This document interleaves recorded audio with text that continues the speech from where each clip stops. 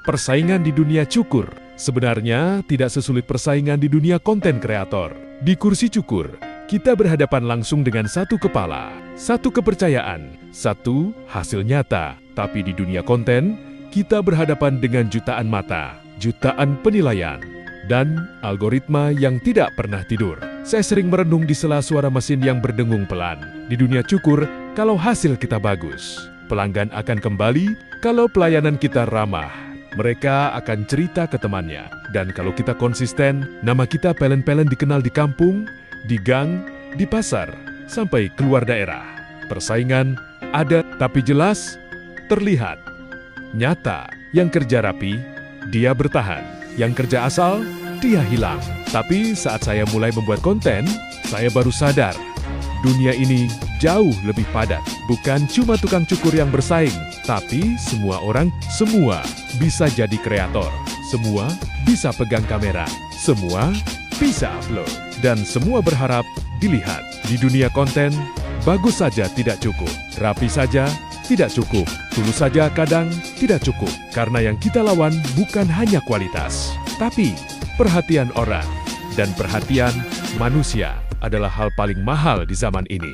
Di pangkas, saya hanya perlu membuktikan ke satu orang dalam satu waktu. Di konten, saya harus meyakinkan ribuan orang yang bahkan tidak saya kenal. Di pangkas, hasil saya bisa disentuh. Di konten, hasil saya hanya lewat layar. Di pangkas, pelanggan duduk diam. Di konten, penonton bisa pergi dalam 1 detik. Itulah kenapa saya bilang, persaingan di dunia cukur sebenarnya tidak sesulit persaingan di dunia konten kreator. Tapi, ada satu hal yang membuat saya bertahan di dua dunia ini. Keaslian. Di kursi cukur saya tidak bisa berpura-pura bisa, karena rambut tidak bisa dibohongi. Dan di konten, saya juga belajar hal yang sama. Orang mungkin tidak kenal kita, tapi mereka bisa merasakan kita.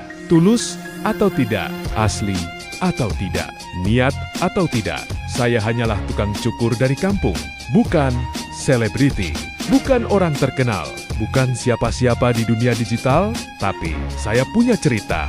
Dari kursi ini, saya punya perjalanan dari gunting ini.